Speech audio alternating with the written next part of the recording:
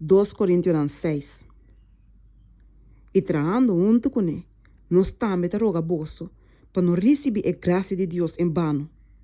Para somar etabisa, tenha tempo aceitável, me escuchava, e ribe dia de salvação, me ajudava. Mira, agora tá tempo aceitável. Mira, agora tá dia de salvação. Prueba de Pablo. Nós não te damos motivo de ofensa de nada. Para o ministério, não há de desacreditar. Mas em turcos, nós te recomendamos nós mesmos como servidores de Deus.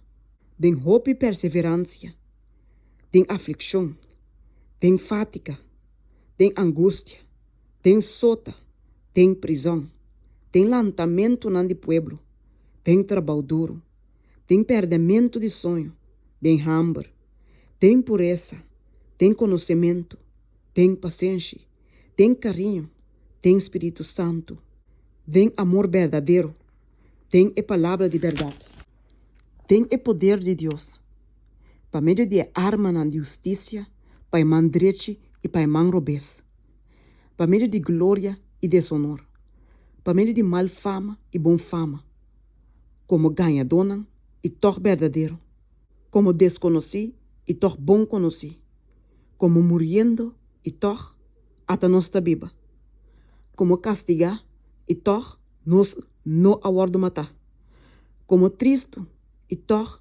sempre rociando, como pobre e toch haciendo hope en de virar rico, como teniendo nada e toch teniendo turcos. Nos boca a papia francamente cuboso, o corintiano. Nos coração ta hancho abrir. Boso não ta guardo limitar dor de nós, mas boso ta guardo limitar dor de boso mes sentimento não. Agora de mesma maneira, mita papia, maneira com mucha. Abre boso coração hancho para nós também. Nós ta é templo de Deus vivo. No une boso mes den jugo desigual com incrédulo não.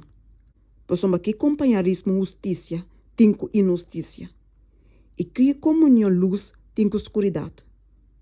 Of que harmonia Cristo tem com Belial. Of que creyente tem comum com incrédulo.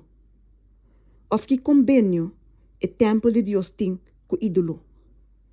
Pois nós é templo de Deus vivo.